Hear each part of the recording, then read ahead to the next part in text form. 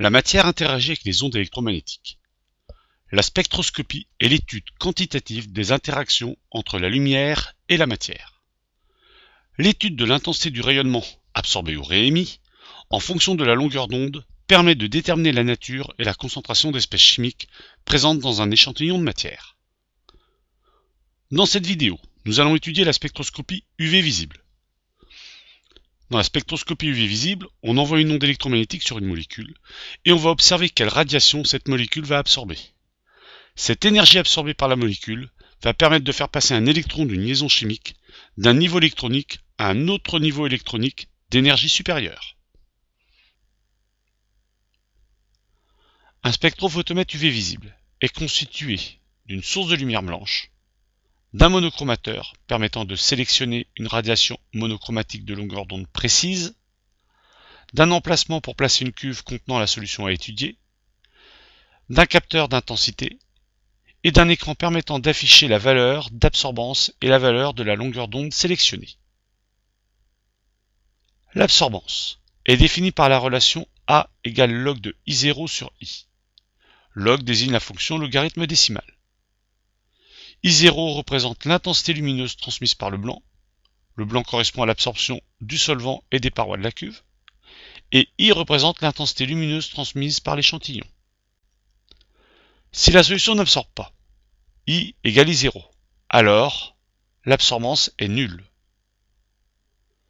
Si la solution absorbe 90% de l'intensité incidente, I est égal à I0 sur 10, alors l'absorbance vaut 1. Enfin, une solution pour laquelle l'absorbance est égale à 2 absorbe 99% de l'intensité. L'absorbance est comprise entre 0 et l'infini, mais le spectrophotomètre la mesure de 0 à 3. Avant toute mesure, on réalise le blanc. On règle le calibrage de l'appareil sur 0. Dans cette première expérience, on montre que l'absorbance augmente avec la concentration. On utilise une solution de permanganate de potassium. On constate que l'absorbance passe de 0,081 à 0,164 pour une solution plus fortement concentrée.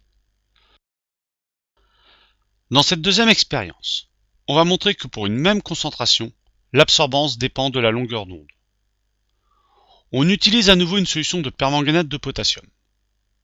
On constate que quand la longueur d'onde passe de 535 nanomètres à 525 nanomètres, l'absorbance de la solution augmente.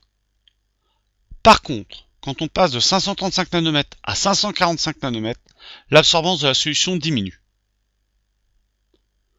On peut ainsi tracer la courbe A égale F de lambda, qui représente l'absorbance de la solution en fonction de la longueur d'onde. Cette courbe est appelée le spectre de l'échantillon. On constate sur cette courbe que l'absorbance maximale d'une solution de permanganate de potassium est à 525 nanomètres, ce qui est en accord avec nos observations précédentes. Enfin, certains appareils possèdent un séparateur de faisceaux. En sortie du faisceau, un faisceau traverse la cuve contenant le solvant, généralement de l'eau distillée, et un second faisceau traverse la solution à analyser, solvant plus espèce dissoute. On accède ainsi directement à l'absorbance de la solution. La relation entre l'absorbance d'une espèce chimique, pour une longueur d'onde donnée, et sa concentration est donnée par la loi de Beer-Lambert.